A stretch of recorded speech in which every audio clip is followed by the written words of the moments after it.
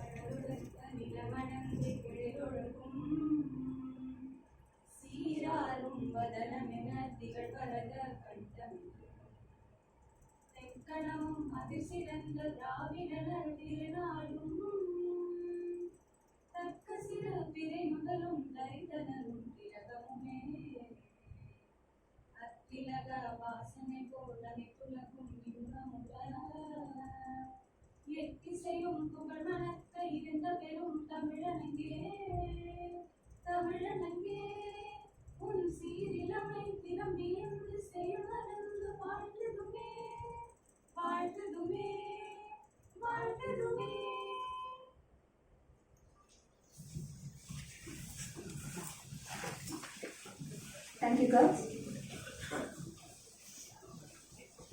As Emily Dixon once said, the soul should always stand ajar, ready to welcome the aesthetic experience. Now, I would like to invite our head of the department, Dr. R Magesh sir, to deliver the welcome address.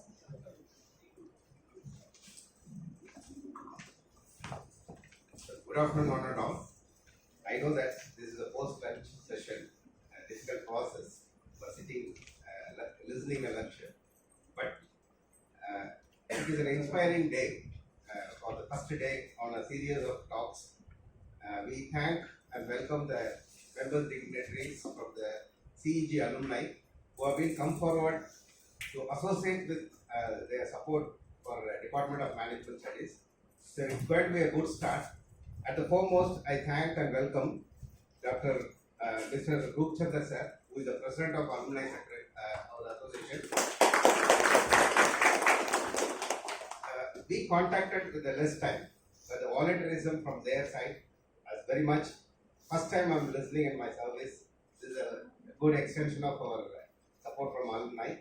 And no doubt, this series of talks on the title, which is floated by our Associate Professor Dr.A.K.Sheik, who has taken a lead of making this series of lectures, is going to happen by following this today. The title was given as Reality to Industry and Management Lecture Series. So no doubt, it's going to be an input. We are going to meet all 76, 80 batches of our alumni who are in their big positions as concerns. We are going to be share and learn experience from them, which is going to be an input, real input for us for getting our employability.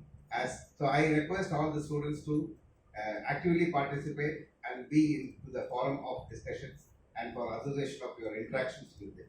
And also welcome and thank our Secretary of Alumni, CEG, Mr. Engineer Ravindran sir, or Ravindran sir, for coming with us. You might have, some of the people might have seen him with our department, who is very recent days, he is to come regularly and advise us how to take the series for the further discussion and other activities. So with all their support and our senior faculty members and faculty members, colleagues from our department, with all this non-teaching staff support, we have been invited today, and it has been volunteered by our great speaker of day today. He is also an engineer batch of 1976 of our CEG alumni, very super senior for the campus, engineer Balasubramaniyan sir. He was with the capacity of various industry exposures, and he worked in various capacities as in different companies as a Vice President of Wipro Technologies. It's not an easy profile, we know, understand. And today he is all along the way from Bangalore to Chennai for making us to have an interaction experience with his knowledge of about 25 to 30 years, more than that in the industry as in the managerial capacity. So it's a very privilege on the behalf of the department, on behalf of the university, to have this great day of afternoon session for the lecture of series at the kickstart of the first day. So we thank Dr. Sheik Manzoor sir for being coordinating with the student coordinators of this club and to make this day as a great success. So we welcome you all on behalf of the department, sir. It's going to be a nice experience for us and it is going to be a good learning for us. Thank you and once again.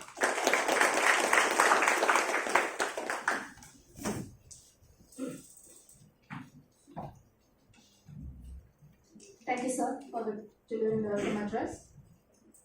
Quoting Shibnada, a founder can carry an institution only so far, and then others have to step in, even the alumni. That's how an institution becomes fun. With this quote in mind, our Alumni Association works hard to create a bond with the alumni to our institution. Now, I would like to invite Engineer Er M V Roopchandar, President of Alumni Association, to deliver the special address. Before that, I would like to invite Dr. Magesh sir to give away the flower bouquet to you, sir.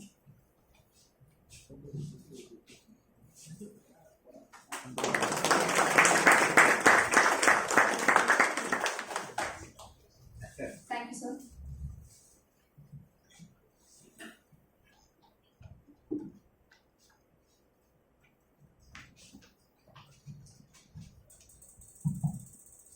Hello.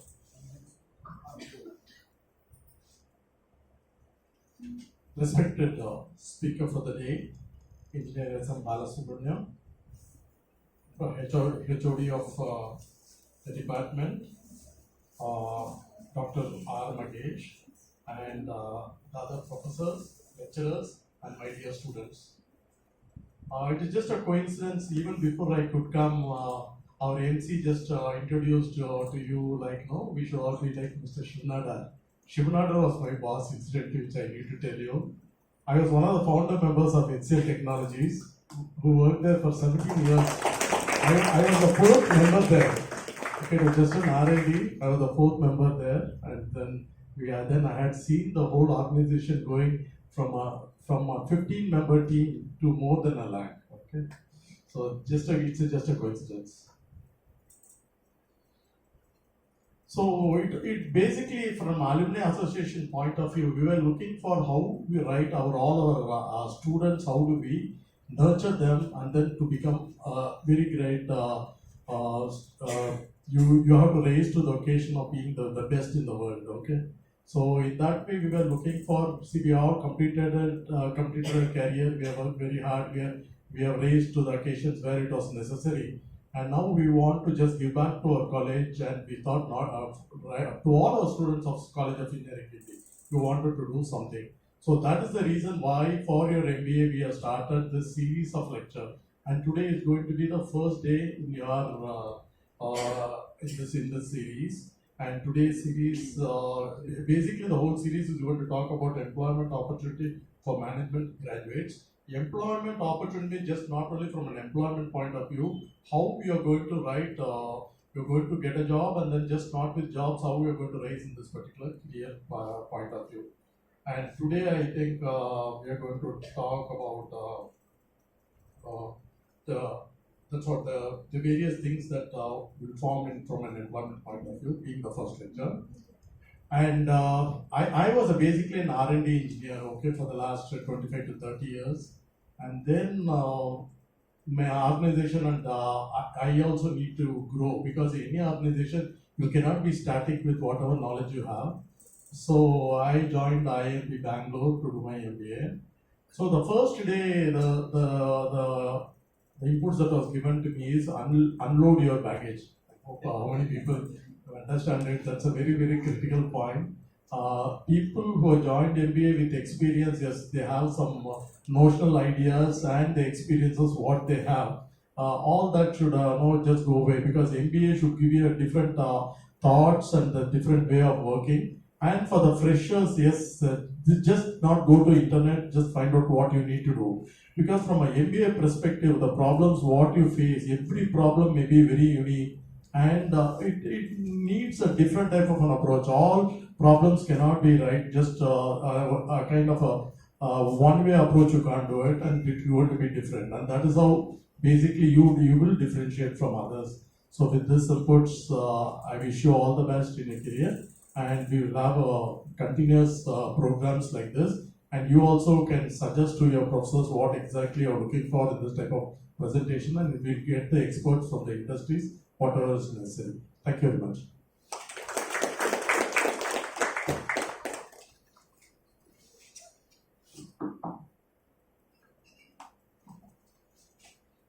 Thank you, sir. The presence of an introduction is held to imply that there is something of consequence and importance to be introduced. Now, I would like to invite Engineer V. Ravindran, Secretary of Alumni Association, to introduce the keynote speaker.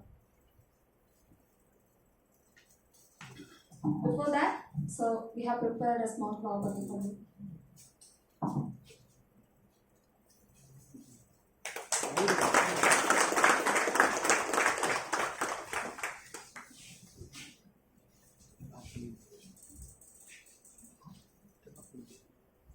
Good afternoon. Good afternoon. Vanakkam. Okay. So as a secretary, always take easiest job. Now, what are easy job? Introduction of speaker, vote of thanks, very easy. Okay, because we have some other word tied up. Now we're not able to prepare. But before I could do, I just wanted to give a small glimpse of AACEG. I think how many of you know our institution is 228 years old? How many of you know? Okay, very few. Anyway, it is my duty to tell this institution is 228 years old, and this association is 98 years old. We are going to celebrate centenary in another couple of years. Now, this AACEG, what we are doing, you may think what the alumni association is doing. We have a couple of many activities. So one of the activities we collect funds, we collect donations and all. We have a corpus. From the corpus, out of that, this association is registered with Tamil Nadu Registered Societies Act, Tamil Nadu. It's a registered society.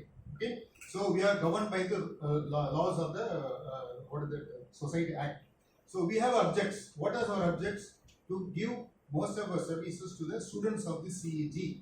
Okay, that is what our thing. Now what we do is we have endowment scholarship. We whatever the interest out of the corpus, we give scholarship to the students.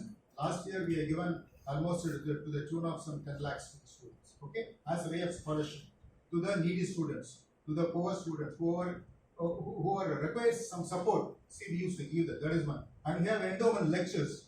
We have some 16 and 70 endowment lectures in the name of the past professors in civil, mechanical, and what else? I think general management. I think we have done one lecture also.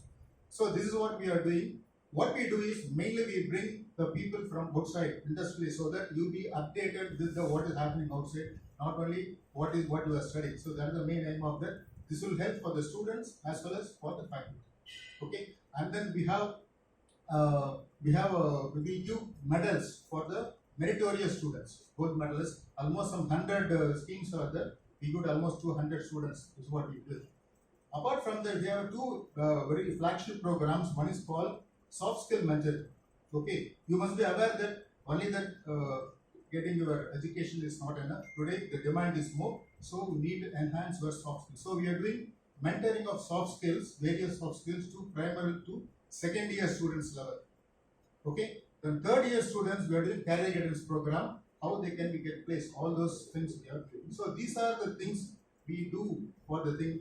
Apart from that, we support the students club. There are some 26 students club there in this college. So all those things we are supporting either by sponsorship or arranging some speakers for the program, whatever it is. This is what the small glimpse of what AACEG is doing in this college. Okay. Now one more thing. My name is Ravindran. I'm secretary, and you all know that I am 1970s. I am also 1976 batch from mechanical. Okay.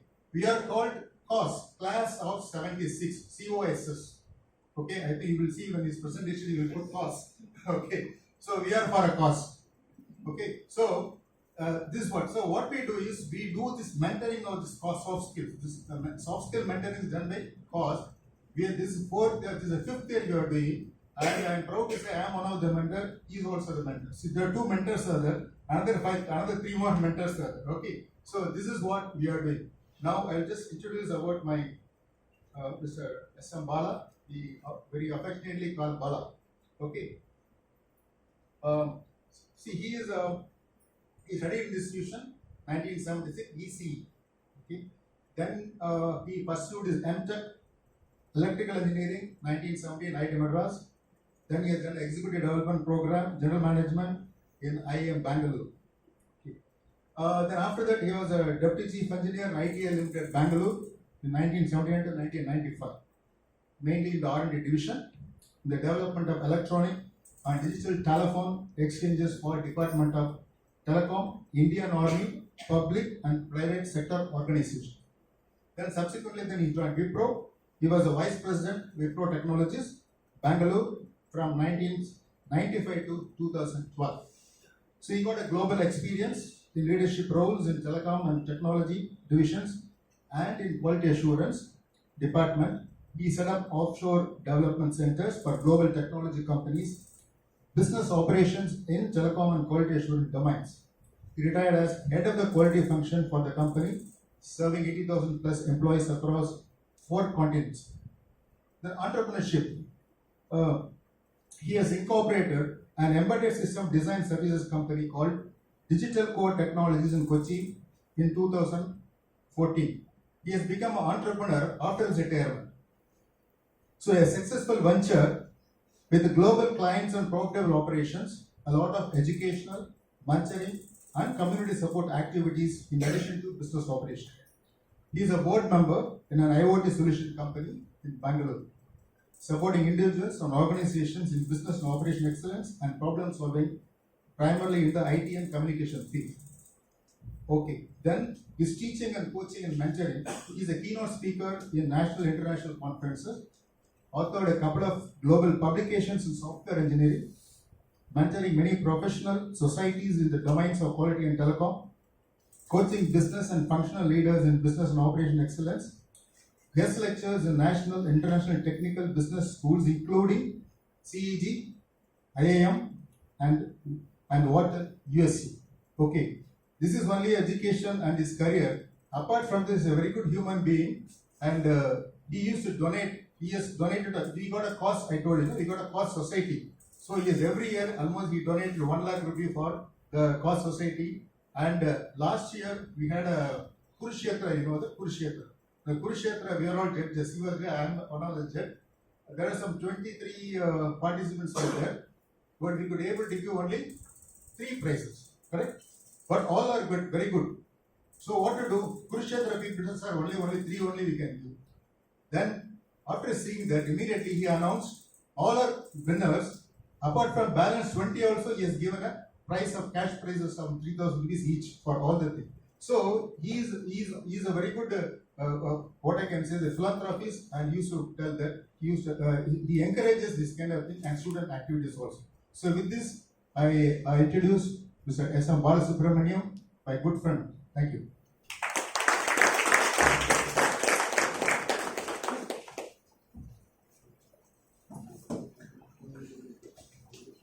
Thank you, sir. Before inviting our keynote speaker, I would like to mention this quote by Francis Bacon. He said that a wise man will make more opportunities than he finds. And our keynote speaker is a man who made use of every opportunity available to him. And now I would like to invite our chief guest to deliver the lectures. And before that, sir, our department has prepared a small present for you.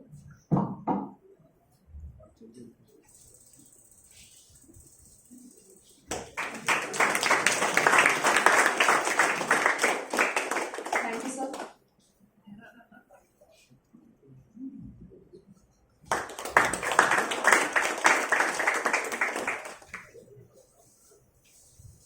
Thank you, sir. Thank you, sir. The stage is yours now.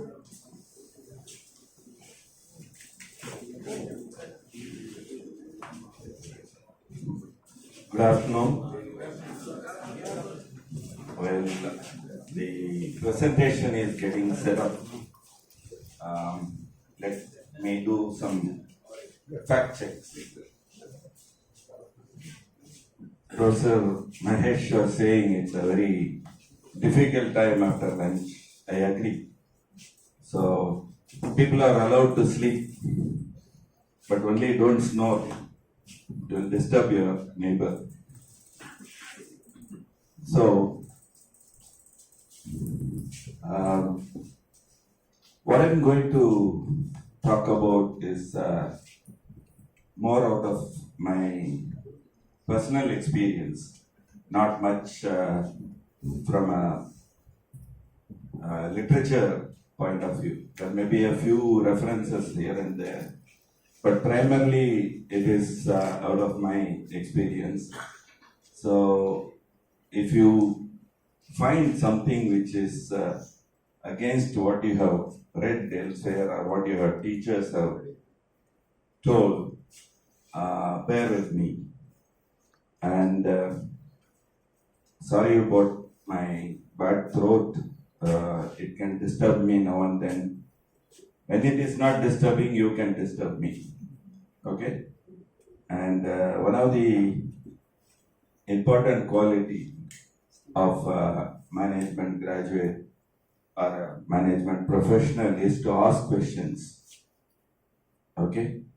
So in this 1 hour period, probably my presentation would cover about 40-45 minutes, and I expect you to ask questions.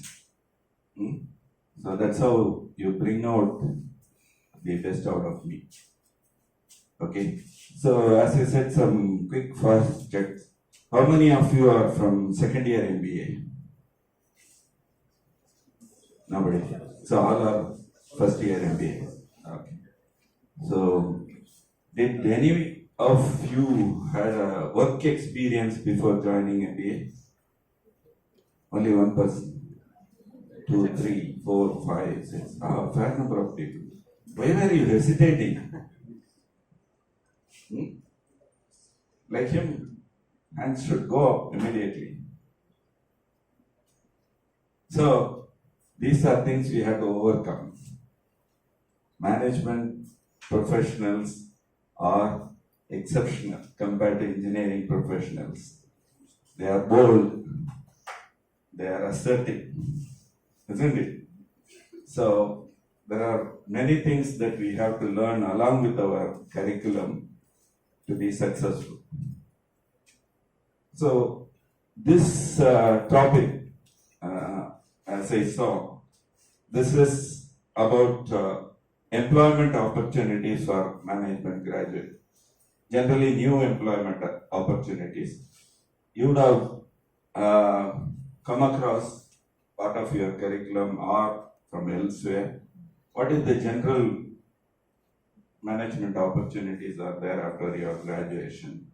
Some are based on your management studies.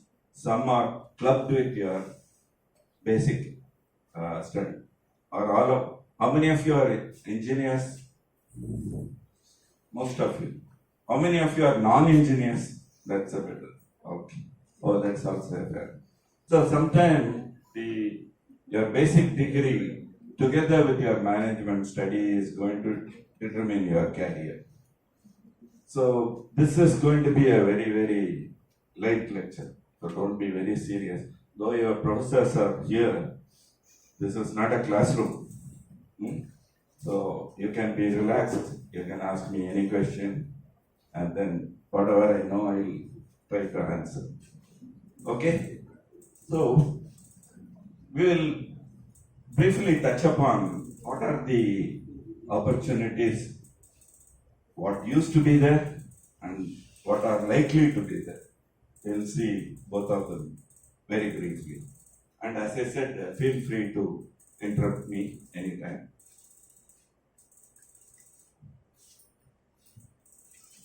We have a lot of opportunities these days. This may be a little bit of a exaggeration, but this is to say that any skill is saleable today. Any skill is scalable today. There is a fundamental difference between skill and competency. Okay? Generally, we use it intermixedly, but skill is a subset of competency. We are all hired for a skill when you graduate, when you go out of college. But as we grow up in the career, we acquire competency. So roughly you can say skill plus experience is competency. So the competency gets developed to come into situations like that. We will start with probably what were the traditional jobs and what were the traditional domain for decades, from the time I studied management to even today. So let's very briefly look at them. You know that we have finance management, we have human resource management, sales and marketing, operations, information system. Information system is also slightly relatively new. When I say relatively, it's in the last 30-40 years. International business, corporate strategy, and very importantly, family business. There are some institutes which specialize on teaching people on family business. That's one of the major, segment in the industry in India. So, what kind of areas where these roles are available? It's in financial institutions like banks, insurance companies, and retail, fast-moving consumer goods. It's in manufacturing jobs, and as executive assistants to the C-suite, to the bosses in the organization. That's one of the very well sought after position for students coming out of premium management schools. Teaching, it's one of the very important role. It continues to be so. And wherever I go, I promote teaching. If any of you have interest to become a teacher, I'll encourage you to do that. India has a lot of good engineers, good management professionals. India requires a lot of good teachers in all fields. So if any of you have any inclination towards teaching, I'll very highly encourage you to pursue that. Consulting, that's another very common area. Sorry. Media business, both print and non-print media. And many are self-employed, people like who run family business. Have these jobs gone away? These are all traditional jobs.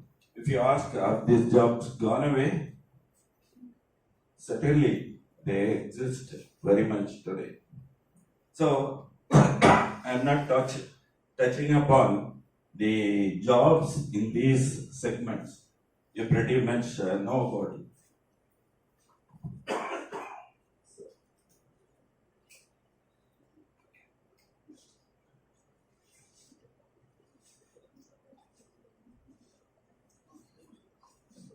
So what has changed in recent times is the expectations out of these roles have dramatically changed. So let's see something about it. The roles exist, the institutions exist, but the expectation out of these roles are changing dramatically. The organizations are faced with challenges from multiple directions, from the market, from the people, from the government, from the regulations, and things like that. So, organizations are struggling to survive these turbulent times. So, the turbulent time seems to be constant. What is the cause of the turbulence is what is varying. It's called VUCA word. Have you heard of that? VUCA word. VUCA. So this is an uncertain period, very vulnerable period. So the characteristic of the organizations, they keep changing. So many times organizations are struggling to survive with this. So in such situation, the traditional solutions are not going to solve the problem. We study about the traditional solutions in a, what should I say, in your studies, in your case studies, whenever you are doing some internship. What you are taught or what you encounter are the traditional solutions. But most often, in reality, these traditional solutions are not working any longer. So what should we do? It's becoming very, very challenging.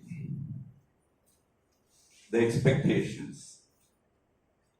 Managing the people or the business is taking a second position, and primarily managing the market and the customers, the analysts, they are taking precedence. So people are resorting to unconventional ways of doing things.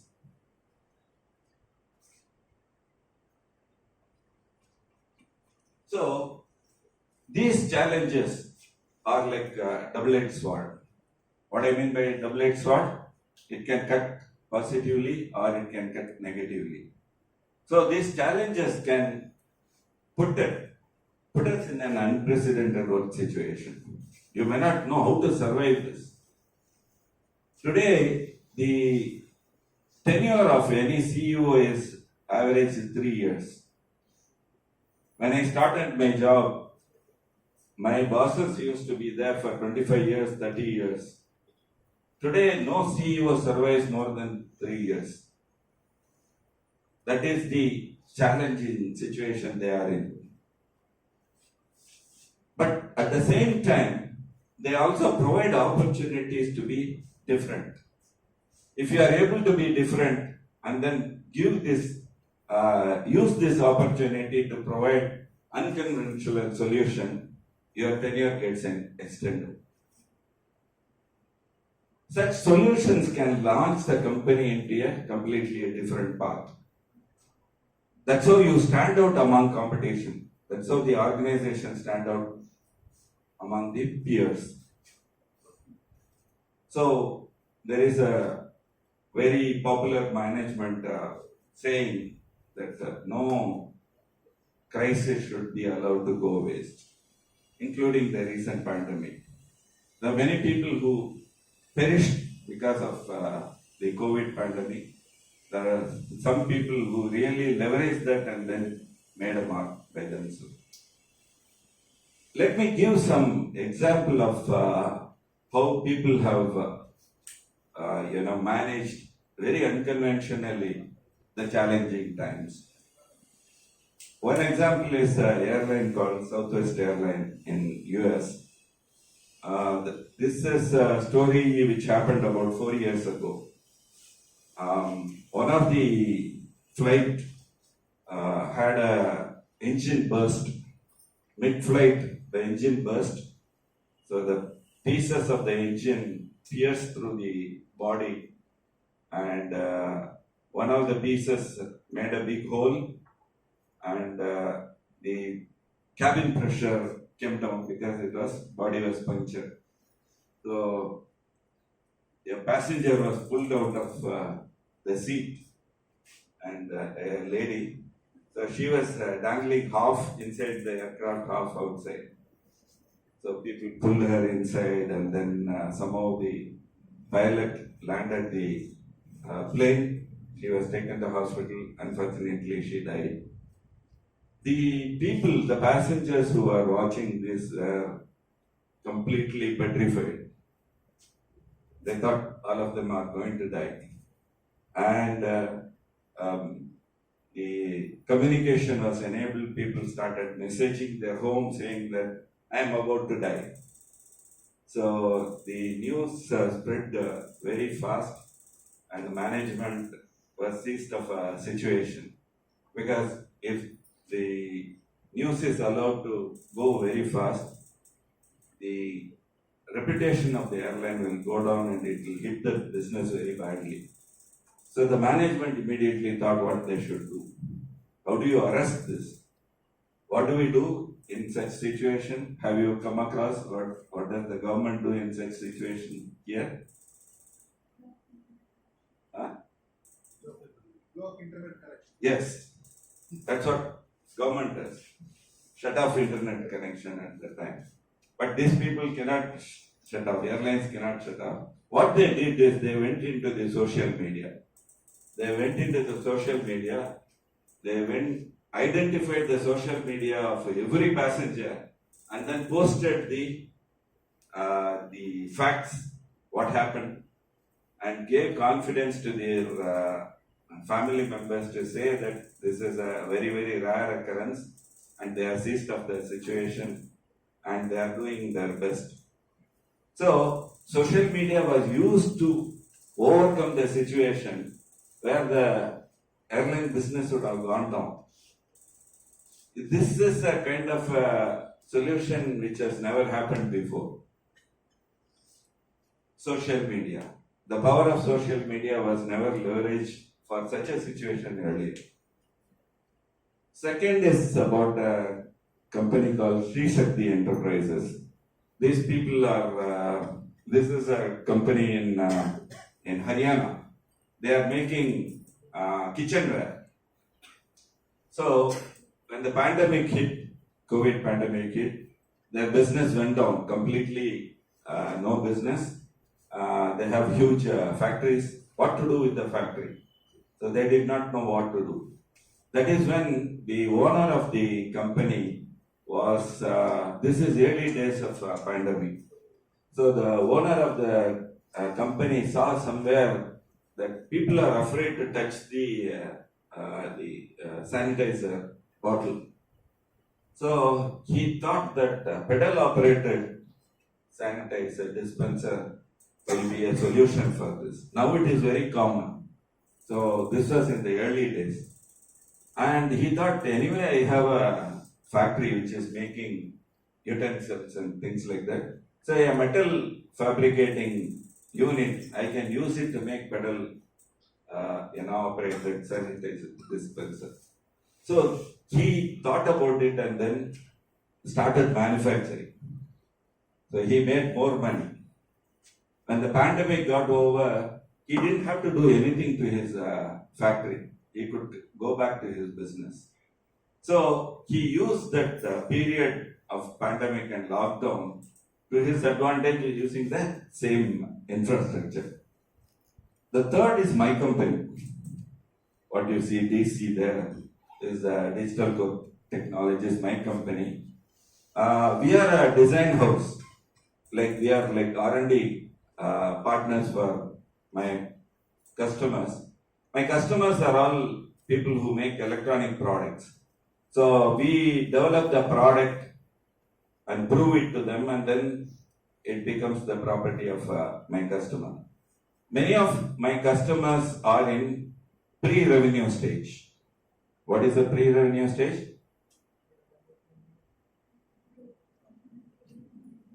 What is pre-revenue stage? They have not started selling their product.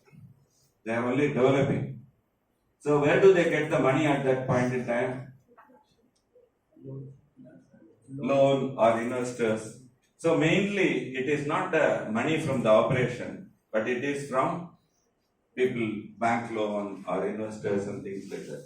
So when the pandemic hit, all the investors stopped giving money to these people, and these people did not have any money.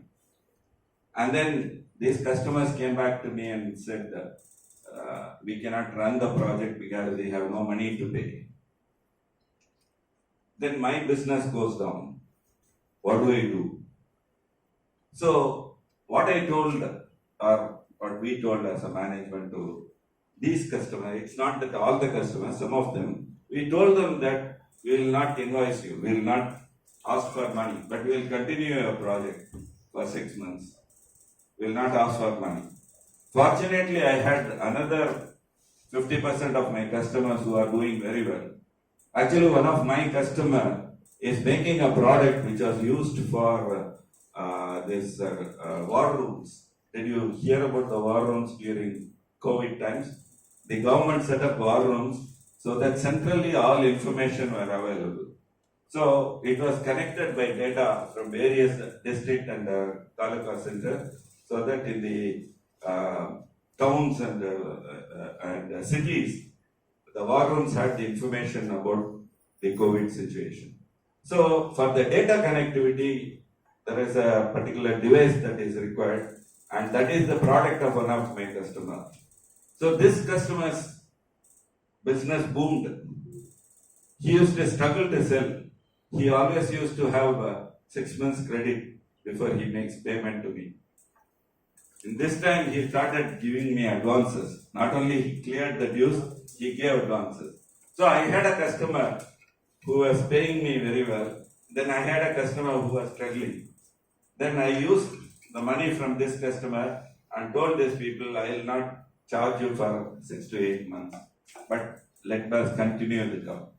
And by the time pandemic goes down, you will start getting money, then I will start charging. So, in these three situations, the solution to the problem were unconventional. They are not conventional solutions. So, what you will face when you getting into the industry is that in traditional jobs, still you may have to find non-traditional solutions because the problems are very different. You get it? Any questions? Is it boring? Is it okay? Okay. But now, besides these conventional domains, some new domains are coming out. Actually, they are not very new. If you see, they were all bundled in some other domain earlier, but they are all coming up, surfacing as new domains. Healthcare and wellness, travel, tourism and hospitality. I think you have a specialization in tourism management. Nobody used to bother about managing tourism. You can go from this side. This door is open. So, earlier you take leave, travel, plan your travel, go out somewhere, enjoy and come back. But managing the travel and tourism, that's a big opportunity now. And you have a course around this. Integrated supply chain management and logistics is a very big area now. Digital marketing and technical marketing. I'm distinguishing between the two. In my personal experience, digital marketing is not helping much in technical marketing. What do we call technical marketing? Marketing of tech products and tech services. There, generally, the digital marketing does not help much. That's my experience. But in consumer market, digital marketing helps a lot. Business analytics and people analytics. Heard of people analytics? Business analytics, you heard of, isn't it? You use tools and techniques to do data mining, to make inferences, to make predictions. The same thing you can do with people also. That's people analytics. Product lifecycle management. What do you do from the beginning of the product to end of its product? Cultural diversity, equity and inclusion. This is for people who are interested in HR. Because most organizations today are global, including Indian companies. For example, I am a very small company in Kerala, but 95% of my customers are overseas, in US, Europe, Japan. So when I work with these customers, even a small company like mine has to recognize the nuances of culture in this place. The people in Japan are a different animal compared to people in Europe. They are completely a different animal compared to people of Europe.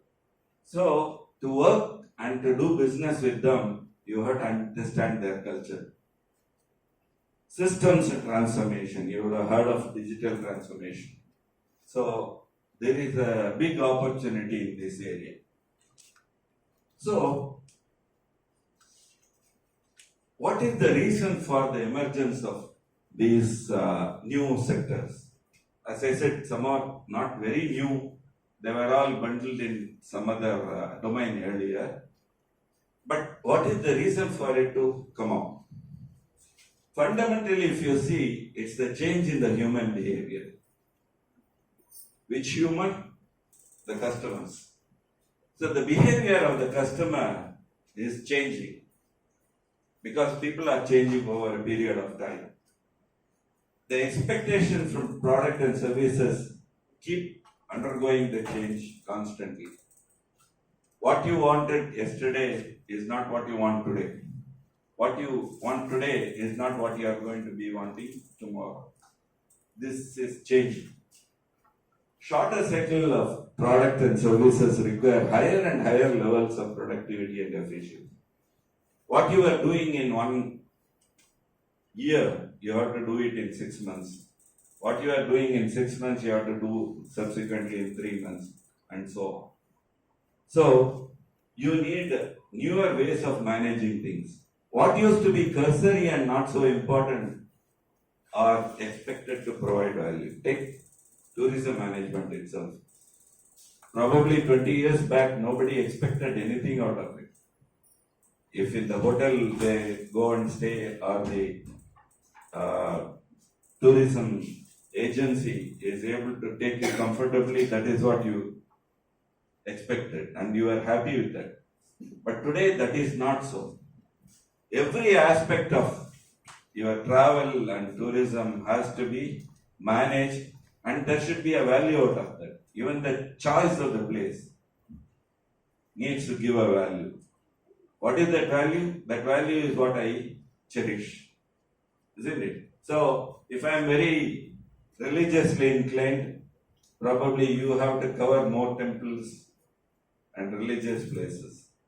If I want mountains, you have to cover that. So, nobody earlier used to ask, where do you want to go? They ask, where do you want to go in the sense, what is your preference?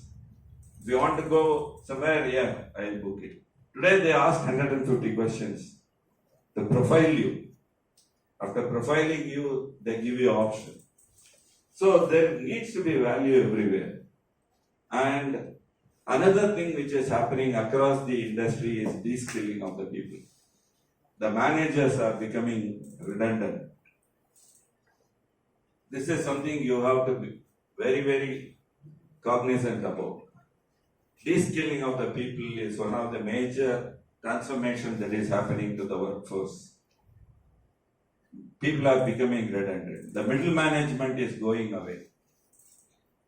You require the lower management and the individual contributor to do the work, and the upper management to take decisions.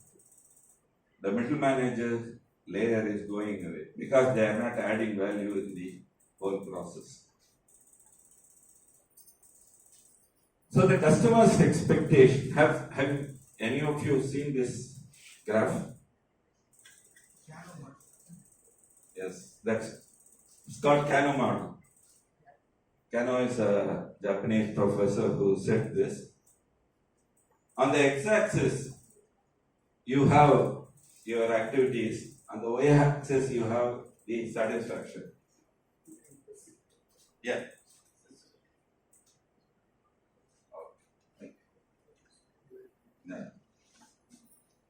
So, what Kano model tells is, there are certain activities, if you don't do, the customer is very unhappy.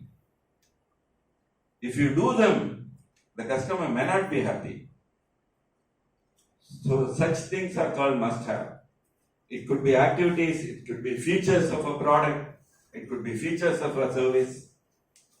So that is about this. If you don't do this, the customer is very unhappy. But if you do it, you may not be very satisfied.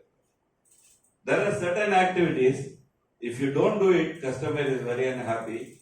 If you do it, customer is very happy. And there are certain features or activities, if you don't do it, customer is not bothered. But if it is really done, customer is very satisfied. So, a popular example which is given is, take a car, for example. In olden days, what people wanted was that it should run. Say, when Maruti introduced Maruti 800, what people wanted was a car that is running, which doesn't stop. And if it was giving very low mileage, they were unhappy. But if the mileage increased, people were happy. So that is about this. And those days the car did not have a air conditioning. So when air conditioning was introduced in the car, people were very happy. They did not expect air conditioning. The absence of it was not, people were not worried. But when it was introduced, people were happy. But what Kano says is, what was a delighter like AC becomes expected tomorrow, and what is expected tomorrow becomes must have. So it's a sliding escalator. You are climbing against the sliding escalator. So after some time, AC was no longer a delighter in the car. It was expected. People were unhappy if it was not there, happy if it was there. After some time, it is must. Today, is there any car without a AC? It's not there. So this is the behavior of customer in any segment. Even if you take tourism, assume that you are servicing a customer. In the first instant, whatever you are doing, something new is a delighter. But after 2 trips, it becomes expected. If you don't do, you get bashing. Then you have to constantly invent what will keep them occupied with you. So this is something which we have to keep in mind. What are the indicators that the customer is happy with you? Number 1 is satisfaction with your product and service. Repurchase probability. Will they come back to you again? Whatever service or product that you are selling, will they come back to you again? The third one is a referral value. Have you come across this referral? Where have you come across?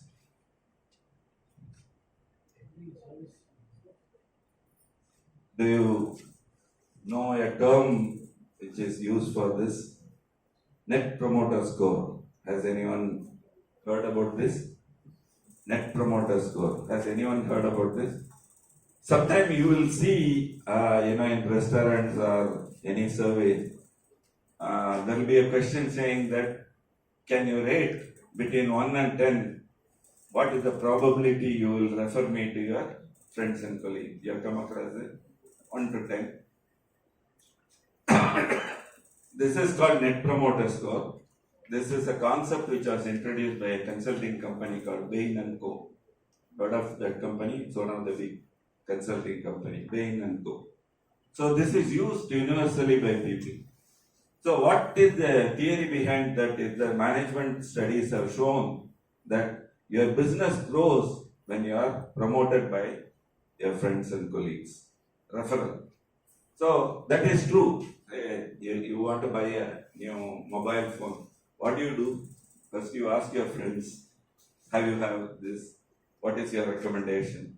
Then you trust your friends and colleagues more than anybody. So in your decisions, purchase decisions, the referral by the friends and colleagues are higher. The same concept in organizations also. And then value for money. This is very important. Any buyer of a product or a service spends money. And what is the value they are getting out of that? If it is the highest, in their eyes, the value is highest, then you get the best retention of the customer. So the satisfied customers buy value. Finally, it transforms from satisfied customer buys product or services, it transforms to satisfied customers buys value. So what is the result of that? As an organization, you will have to keep always focusing on how am I creating value for my customer. And it changes, as we saw in the Kano model. So, instead of getting into what are the job opportunities, which as I said is plenty, let's briefly look at how should we equip ourselves for the new opportunity. I cannot list all possibilities of a new job opportunity, but getting prepared for any of them is more meaningful than looking at what are the opportunities. Because you do not know when you are going out what kind of job you are going to land in, isn't it? What kind of situation we are going to be. So, what will prepare ourselves for the jobs of tomorrow? We will briefly look at that. Number one is you have to be a bit of a data scientist. Today, you cannot make any decision based on hearsay, based on your feelings, based on emotions. It has to be based on facts. Okay? So, if it has to be based on fact, you have to collect the data about that situation and analyze the data. And that is about the data science. So, actually these are real data from my earlier organization. Whatever. So, you see that there is a correlation between the net promoter score and the satisfaction. This is actually a real data from my company, Wipro. Very confidential data. So, you see that if you measure the net promoter score, you will automatically know how satisfied your customer is. I don't have to separately ask whether my customers are satisfied, whether they'll come back to me. The data talks. And then you use some statistics to find out what aspect of my operation is going to be critical for the satisfaction of my customer. So you use things like regression analysis. Does anyone remember these things? You studied long back in schools and colleges, statistics. So brush them up. So if you do regression analysis, you know that in Europe, the overall satisfaction is dependent on schedule, quality and service. And between the three, the quality is very important because its coefficient is highest. So you use data and statistical tool to understand the minds of the customer. And therefore you can make decisions, your business decisions accordingly. So you have to be a bit of a statistic. And then business is about a provider and a consumer at a very, very generic level. What is the interest of the provider? Supposing I am running a business and you are my customer. My interest is that I should be profitable, right? I should be manageable, my people and resources. I should be predictable. Otherwise, I don't know what I want tomorrow. These are my imperatives. But what is the customer's imperative? Whether I give a product or service, it should be affordable, should be flexible, should be simple. I don't want a complicated mobile phone. Should be simple, should be affordable. So, when I connect my imperatives as a provider or a business house with the imperatives of my customer, I have to design my business processes so that they get connected. So, how do the business processes work? I have to map the business ecosystem. What are available? Take the mobile phone example. What are the models that are available? Who are the players in the field? Identify the business drivers. What is driving the market? Can I sell now button mobile phone now? There is a market, but can it determine my company? I have to go to smartphones and then find innovative solution. Everybody is designing smartphone. Why should somebody buy my smartphone? So that is where innovation comes. So the whole business process has to be designed connecting my imperatives with my customer's imperative, and this becomes the management of strategy. So invariably, when I say management strategy, it doesn't mean that it has to be only at a corporate headquarters. Even at your unit level, you need to have strategies. You may be in charge of a small unit of say 100 people or a department of 100 people. Even their strategy matters. And the principle is the same. Structured decision making. This is one of the important things where majority of the failures happen. People either don't take decisions, which is very common in India, or take wrong decisions. Both are dysfunctional. One of the major problems in Indian companies is the lack of decision-making capability. They postpone the problem. It doesn't help. So, how do we do a structured decision-making? Be clear on the purpose. Why are we taking this decision? Determine the imperatives to be achieved. What do you want to achieve by this decision? Collect enough information. We always say collect data. Data is not information. Data cannot be consumed. Data has to be converted to information. Isn't it? So, what is an information? This session starts at 2:15. What is the data? The time. So, the time is 2:10. It's of no use to it. Yeah, it is 2:10. What is the information? The session should start in another 5 minutes. That is the information. So, many times people talk of collecting data. It's not the data that people consume. It is the information people consume. And data feeds the information. You derive the information out of the data. Consider various options of solution. Use prior experience. Nothing like experience. This is my experience. People say that, I know, you're a born wizard. That's 1 in a million people. The remaining people all get their wisdom through the experience. There is no substitute for experience. Include action planning. There is no point in having only plans. Action on that and review the outcome vis-a-vis the plan. So this will help you to take the right decision. And this is not limited to your professional career alone. This is true in our personal career also. Whatever we are studying in management is equally applicable to us in our personal career also, personal life also. You want to admit your child to a school, how do you select the child? School. What course to study? Decisions about marriage. Should I marry my girlfriend? That's also a decision.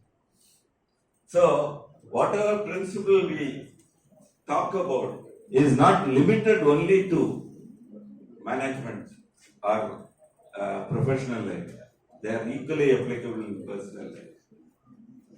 There is something about risk management which everyone should be aware. as a management professional, risk management is one of the major activity you will be doing in your professional life. There is a new way the risk management is looked at.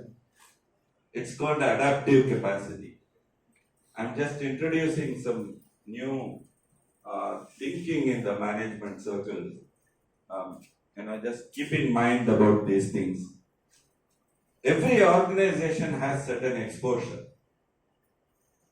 Agree? You understand? Every organization has certain exposure. What do I mean by exposure? It depends on what is the environment in which I am operating. Probably I'm a company in, say, Ukraine. Today I am exposed to the war in the region. So that is the exposure. Then there is a sensitivity for any organization. What is sensitivity of the organization? The ability of the organization to manage this exposure. Not every organization has the equal capability or ability to manage this.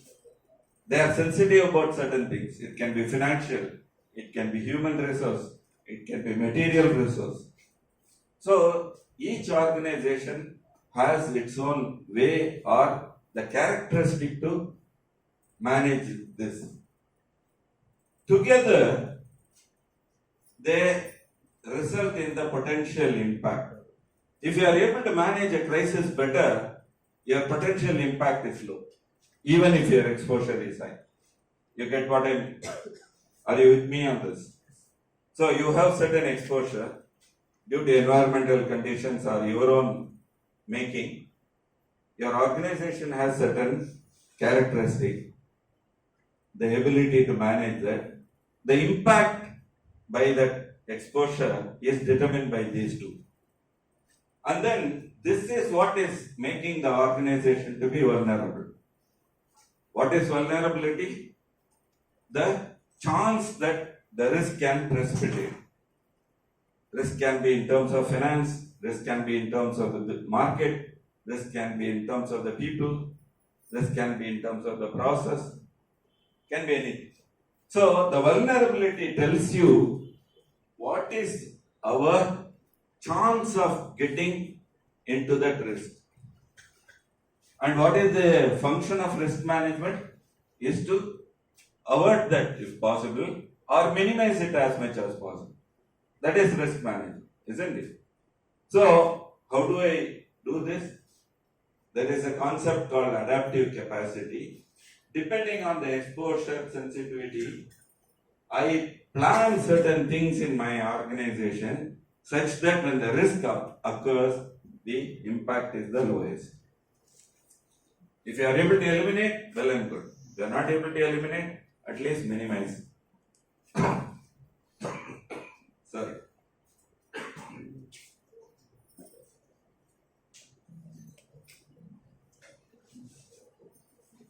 So, are you with me on this? These are certain new capabilities that you have to do. Risk management has been there from generations. There's nothing new. But how did people manage the risk, or how do people manage now? It all depended on the individual capability or my experience, my capability. But that does not ensure success. If I am capable, I am successful. If I am not capable or I don't have that experience, I am a failure. But as a management professional, what are we supposed to do? We have to maximize our ability to overcome these bottlenecks. So, we get into a structured mode of working by leveraging certain new principles and concepts so that our probability of success or probability of mitigating the risks are higher. Are you with me on this? And for people who are into the HR kind of things, emotional connect and social intelligence. These are certain new areas. Empathy.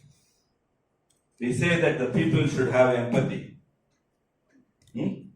so that you understand your people better, you understand your management better, and you get the best out of people. EQ over IQ. Heard of EQ? IQ? Intelligence quotient. So for a long time, people were talking only of IQ as a virtue to have. If I have good IQ, I am a good professional. But today, we are talking of having a higher EQ than IQ. IQ anybody can have. EQ has to be cultivated in you. Emotional quotient is to the ability to empathize with your people, put yourself in their shoes and things like that. Mix of workforce. Earlier, in our time, the organization had a very homogeneous crowd. I have a factory in Bangalore or Chennai. All will be speaking Tamil. All will be somewhere around that area, North Madras. But today, more organization or most organization has a mix of people. Even small organizations have multiple locations. 20 people organization, 5 people are here, 5 people are in Europe, 5 people are in US. There are organizations like that. 20 people organization spread across 3 continents. And the workforce is very mixed. They come from a different culture, they come from a different background, they come with a different, belief system and things like that. And even within the same location, you have different type of people. People who come to office, people who are consultant, they come once in a while. People who are doing remote working. There are many people who don't want to come to office these days. Organizations are facing this problem. They don't want to come to office at all or work at all. And there are gig workers. What of gig workers? Pardon? Yeah, that one example. But in the normal business also, people who do the job now and then. It's not my permanent job. When I get some time, I'll go and do it. Of course, one example is this, food delivery people. So the workforce is very mixed, and their attitude and expectation from the jobs are very mixed. So when you have to manage a team like this with a mix of the people, it's going to be a big challenge. And that's where emotional quotient plays a part. Collaborative approach. So boss subordinate no longer works. You have to take the team along. Technology enabled businesses, things like e-commerce. Practically nobody goes to shop these days. So e-commerce, logistics, planning and implementation. Logistics is becoming very high. When the global economy happens, things move more frequently between locations. So logistics is a huge opportunity. Warehousing and distribution centers. So there is a big strategy. 70% of Amazon's work is about warehousing and distribution. It's not about the products. It's about how they warehouse and then how they distribute. That is where their money comes from. So if they do it very well, and that is where a lot of management graduates are there. Global sourcing. So what you want is not coming from your adjacent town. It comes from any place. Anything you buy today comes from China. So there is a lot of sourcing that is happening at a global level.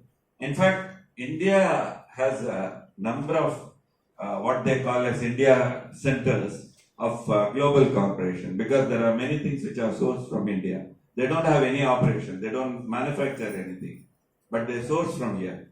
So companies are existing only for sourcing here. Even World Bank, here Taramani, some of you may know, in Taramani there is a World Bank office, back office. They do some back office. but major thing is sourcing.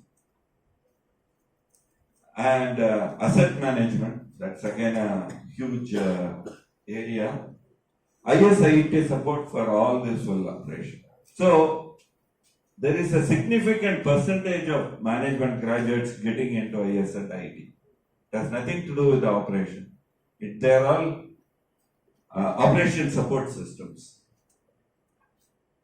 So the fundamental has never changed in all this. From my grandfather's time until now, the fundamentals have never changed. It's only the manifestation which has changed. Understand the purpose of your job. These are steps across domains, across geographies, across different generations. If you follow, the probability that you will be successful are very high. So forget about what job you are going to get, whether it is a traditional job or emerging job, forget about it. But the principles are the same. Understand the purpose of the job, set clear goals. If your boss doesn't set your goal, set yourself. But don't work without a goal. Many times today the bosses are not equipped to be a boss. They are not fit to be a boss because they have not been trained to be a boss. This is a hard reality. In our times, probably Ravindran can vouch, that we could look up to our bosses. We could learn from our bosses. They used to mentor us. Today we are coming after retirement to mentor people. That is because the bosses don't do that. That's a very pathetic situation.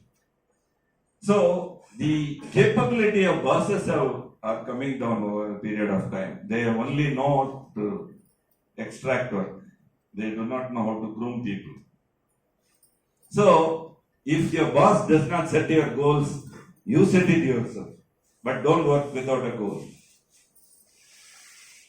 Very important. Plan to achieve. This is where one area where majority of the startups are failing. If you have any interest to become an entrepreneur after your graduation, we can have a separate session. How to be successful as an entrepreneur. I learned the very hard way after the age of 60. As he said, I became an entrepreneur at the age of 60. There are two, before that, in India, the statistics is nearly 95% of the startups are failures. 95% are failures. It may be more. In that, more than 80-85% don't even launch. They don't even come up. There are two major reasons for the failure of startups in India. Number one is the management. We are promoting a lot. Even today there is an event going on. I just want to see how it is. There is an unnecessary push for everybody to become an entrepreneur. In my opinion, this is very, very dysfunctional. Not everybody is cut out to be an entrepreneur. Many of us are born to be employees, and nothing wrong about it. So, major reason for the startup failure is the promoters. They are not capable of running an organization. Second is the lack of planning. This aspect. They have some product or service in mind and they think that with that they can become a business person. No. A lot of planning is required. Business planning is different. When you are talking of entrepreneurship, probably at some point in time, we can talk of business planning. But to do any activity, you should have a good plan. And that plan is what is half the success. Act on the planning. And this is where your college studies, your education, everything helps. This is in this one step. Act on the planning. In this one step is where all your education, what you have heard, whatever I am talking, you are listening, all this are helping in this one step. And measure the performance against the plan periodically. You should very objectively measure, am I making progress? And review. This is another very important step. The major activity of any management professional is to review this work of their team. Review. Never miss it. Constantly review. Reviewing is not just asking questions. Reviewing is giving feedback and then assessing. Take immediate action and informed decisions. Informed decisions.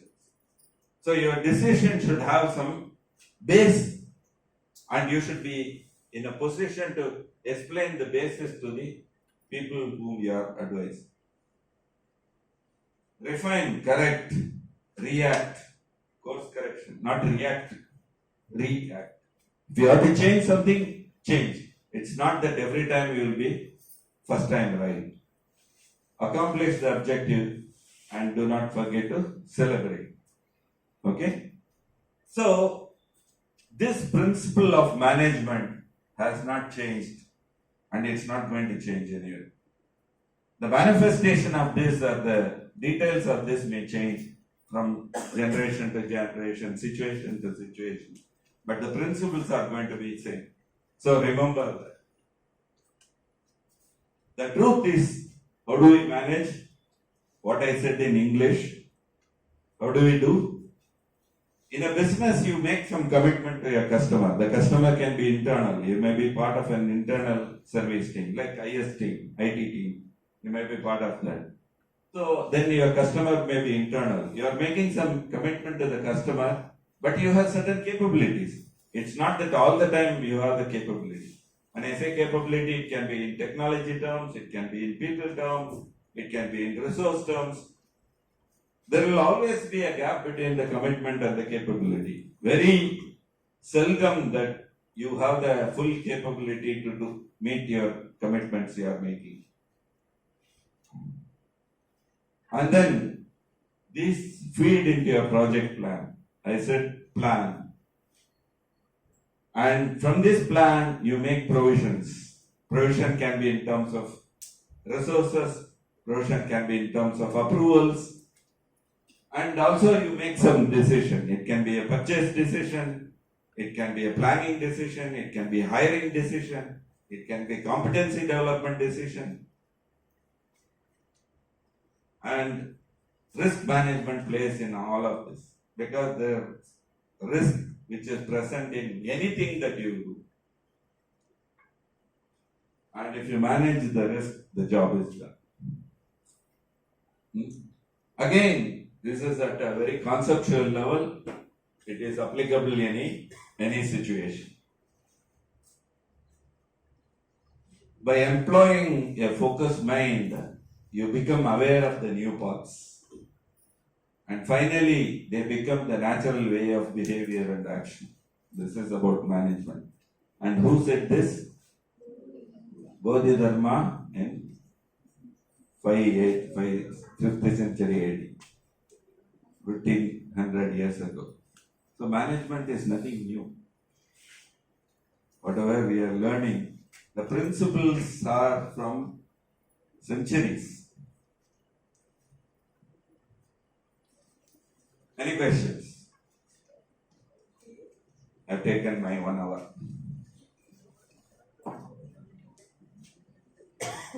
As I said, if you don't ask questions, you are not going to be a good professional.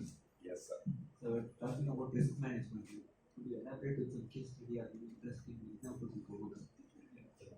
So, I'll give you a very cursory. What do you want from a real life or from an organization point of view? Real life. Okay. I'll give you some example which happened 1 hour back, 2 hours back. So I live about 25 kilometers from here.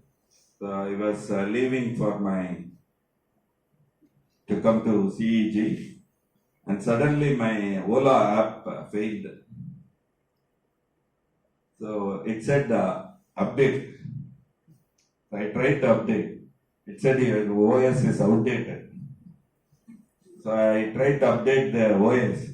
It said it should be connected to Wi-Fi and it should be powered on. I am standing on the road. Where do I go for Wi-Fi or power on? And I didn't know how to come to this place. So immediately I approached a nearby autofiller. So I asked him, will you come to CEG? He said, so how do I reach here? I asked 2-3 people. One fellow said, I'll go in the other direction towards Chengalpet. So how do I go there? So then I thought, what should I do? Then I asked another auto fellow, where will you take me? He said, I'll take you up to Adyar. He said, okay, take me to Adyar. I got into the auto, came to Adyar. From Adyar to come to CEG, there was another fellow. So I reached in time. Otherwise, I would have reached only now for this session. So, what is risk management there? Is to, I never expected that the Ola app will fail like this. So, the plan, what do I do alternately? This can happen. So, one plan was to fall back on the auto fellow who is standing on the road. And I know very well that most people don't come this far. This is about 25 kilometers away. So I had already thought about that because I have that experience that people don't come to where we want to go. So better to ask the driver where you want to go, I'll come there. So if I can get something, if you text me to a metro station, okay, I'll go and take a metro to Little Mount and then take an auto from here. So this I had to mentally plan this. And it happened. The risk precipitated today. The real time, real life exam, which happened just 2 hours ago. So organizations also have similar problem. For example, he was from a manufacturing industry. You make all production planning and based on the commitment of your vendor to provide the raw material. Suddenly he says, from China, the material has not come. What do you do with everything? You're planning, you have blocked your resources, you have blocked your machinery, you have blocked your people. What do you do that time? You have to find an alternate. You have to think through. So, risk management is a very important aspect of life. So, real life as well as professional life, risk management is very essential. Okay? Someone asked. Any questions? Somebody raised the hands there. Yes. You said that I think everyone can hear me. Use the tool when it is available. Yeah. You said you found the entrepreneur in you in the artist as in your 60s. So, is there a way to find the entrepreneur in us, or we are still managers? We don't want to be in a situation like you, like the 60s. Might it be too late? So there are 2 ways. One is you are a born entrepreneur. So that situation is generally when you come from such families, your parents, your seniors in the family, they are entrepreneurs that goes into your blood. Second thing is there are certain things you have to do. I was a first-time entrepreneur. Maybe you also would be a first-time entrepreneur. That means there is no legacy in the family as well. In which case you take certain effort to mitigate the probability of a failure.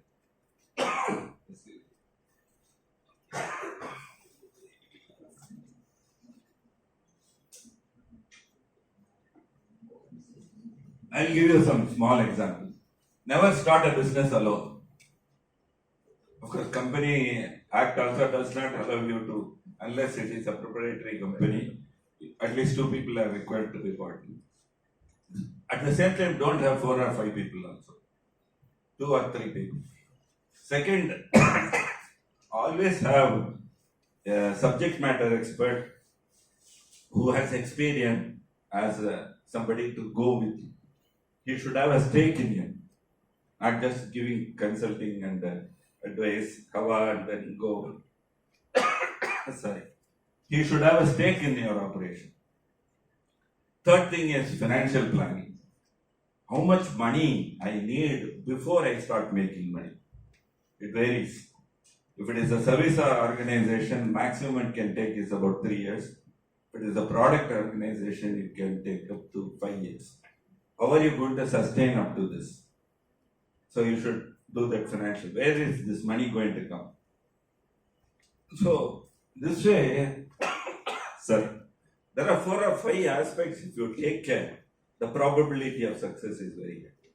And fortunately, these days there are a lot of help available for people. You can reach out to many people and then get there either in the domain that you want to operate or in running a business you do. Then you can do. Second thing, as I said, not everybody is cut out.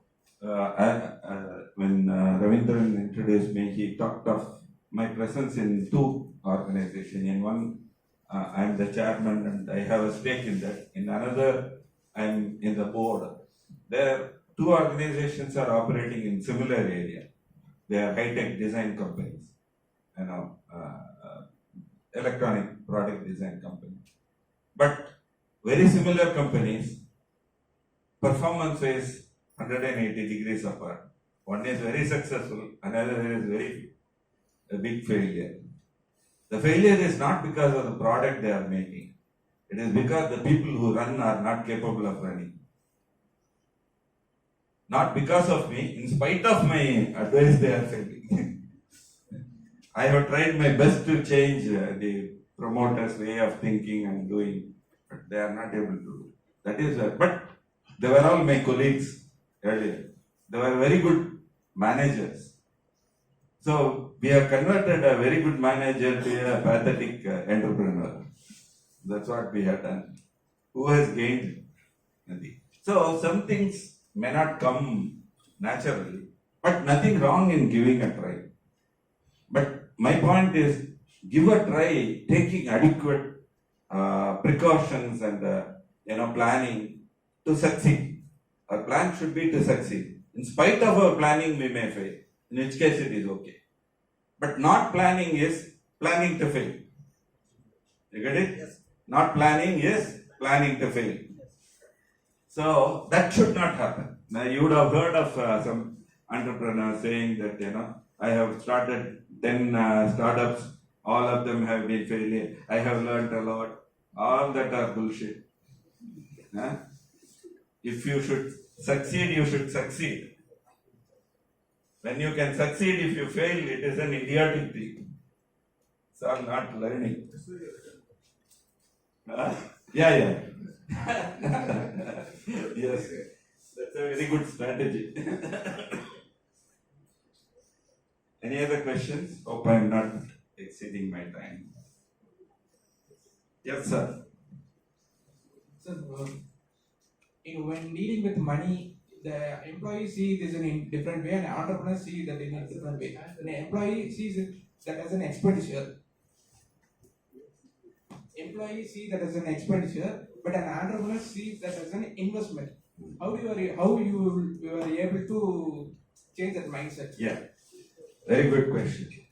For the difference between employee and employer is receiving salary and giving salary. It makes a lot of difference.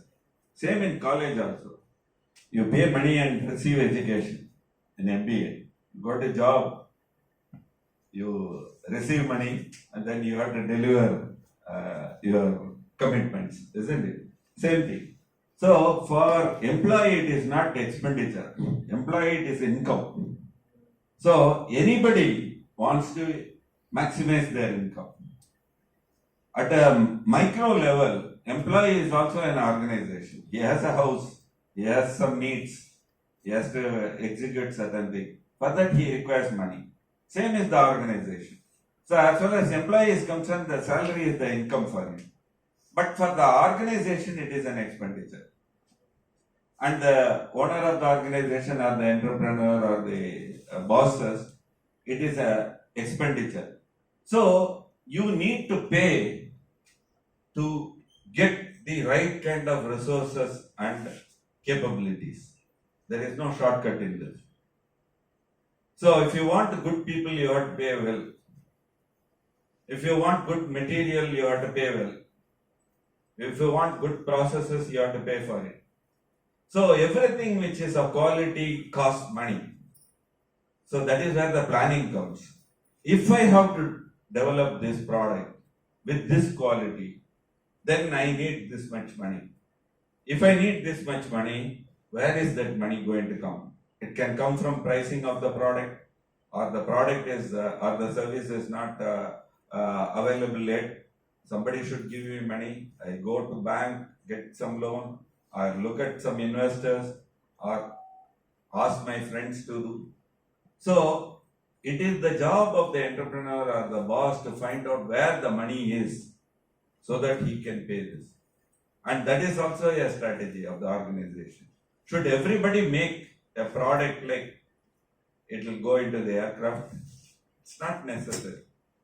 Sometimes it need not have that much of durability or quality. It is okay to have that. Then you can price it less. There is a market for that kind of product also. So that is where I put it in my earlier slide. You have to be very clear on your objective. What is that you want to make? Not everybody needs to reach the moon. Some people can reach only up to Taramani. You get that. So that is where many organizations fail, and then they don't pay sufficiently to the employees. Then the employees get demoralized. They see their friends getting better salary. Of course, everybody cannot be getting the same salary like multinationals and all that. But then there are compulsions are different there. You go to multinational, your job risk is higher. So you have to compensate that lower salary with something else. Maybe assurance of the job. For example, my company, though it is only 100 people company, we involve a lot in social activities. One of my company's objective is to promote the society around us. We support the farmers with modern equipment, farm equipment. This is in Kerala, so last 2-3 years there were floods. People lost their houses. We gave them money to rebuild the houses.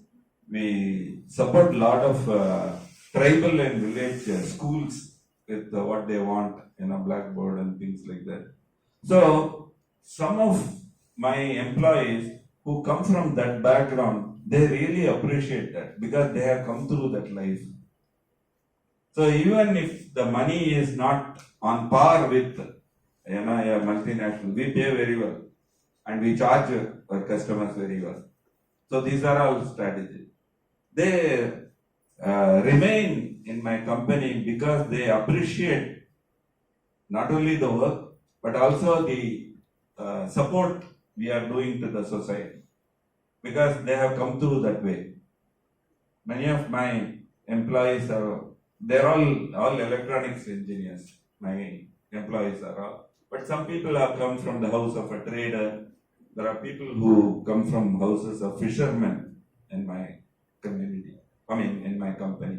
So these people value that more than the salary. But if you pay them rock bottom salary, they are not going to be there. You have to pay comparable salary. So we are able to retain people. My attrition is less than 2% in the last 5 years. So we have to compensate through some other ways. Any other questions? It's 4 o'clock.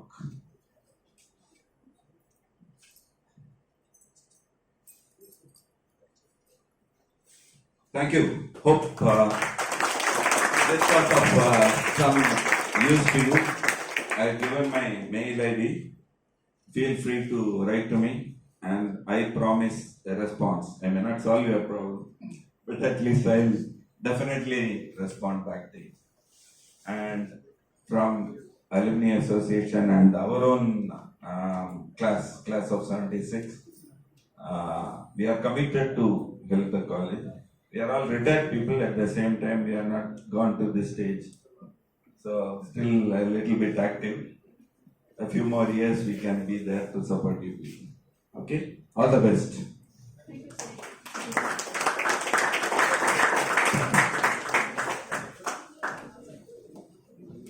Thank you, sir, for giving us some pointers on how to mold and guide ourselves and make ourselves ready for the industry. I'm sure all of them would find it helpful, and thank you for also answering the questions, some of our questions. So now, before vote of thanks, our AACEG would like to felicitate you.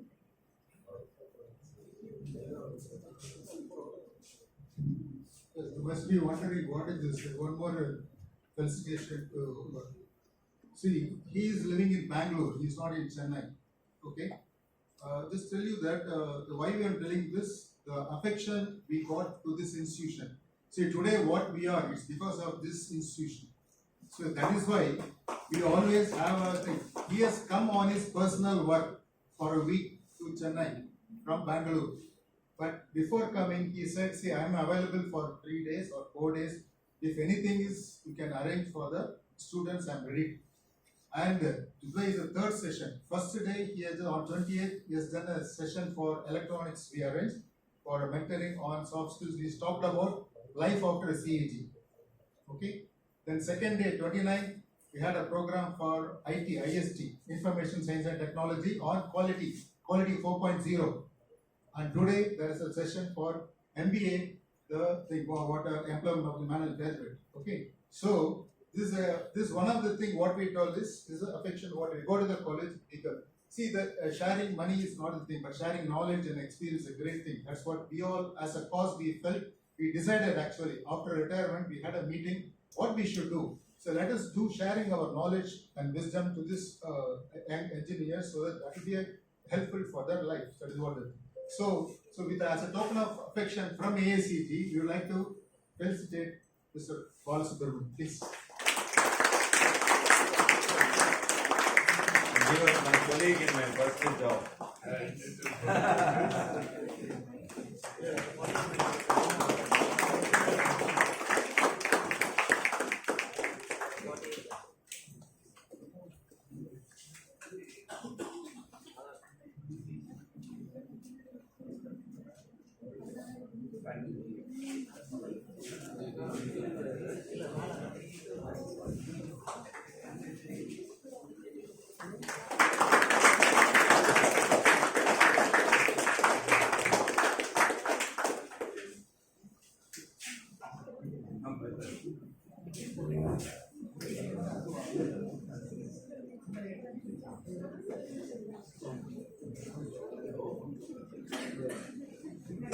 So, we would also like to give you a small moment here.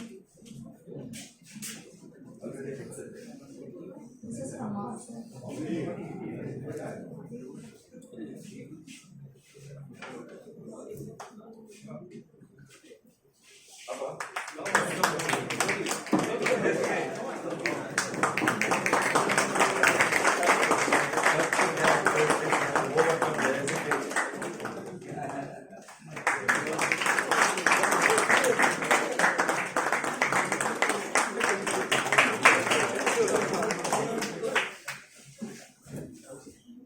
Thank you, sir. No duty is more urgent than that of returning thanks.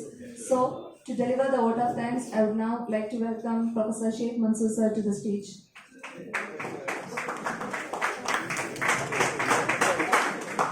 Love your job, not the organization. That's one thing.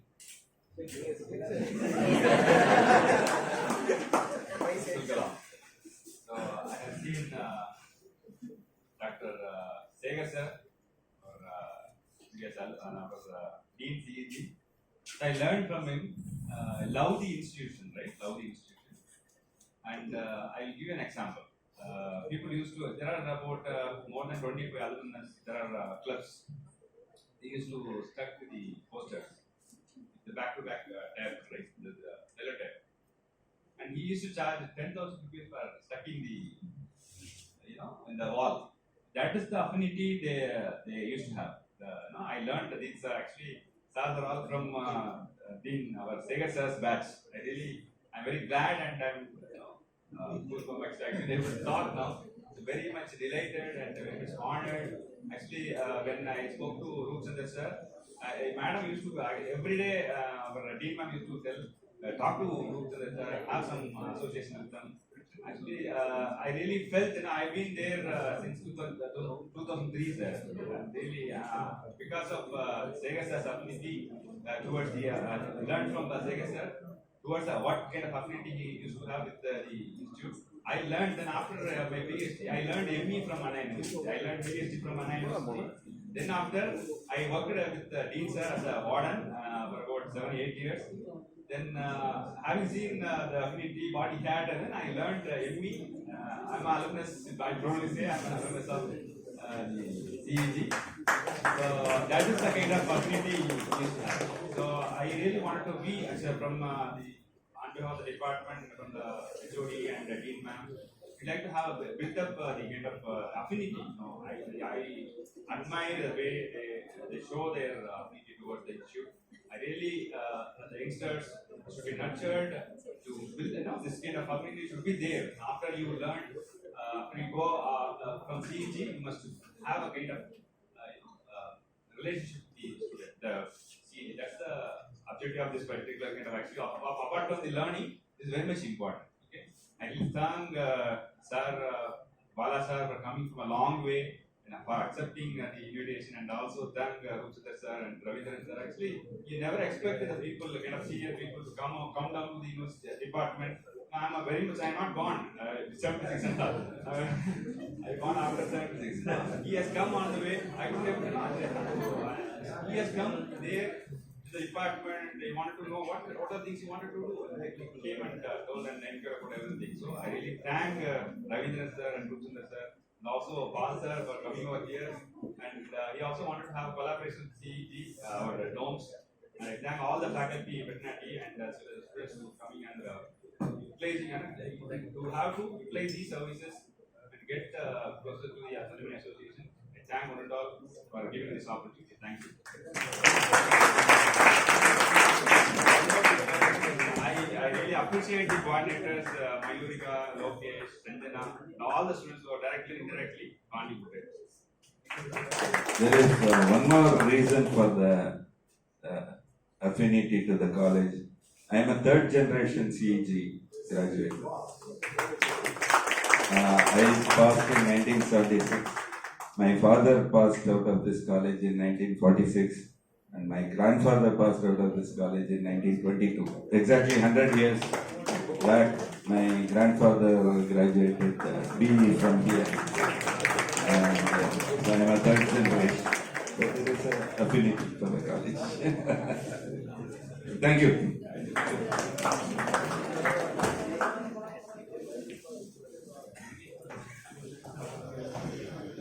Thank you, sir. Now I kindly request everyone to stand for the national anthem.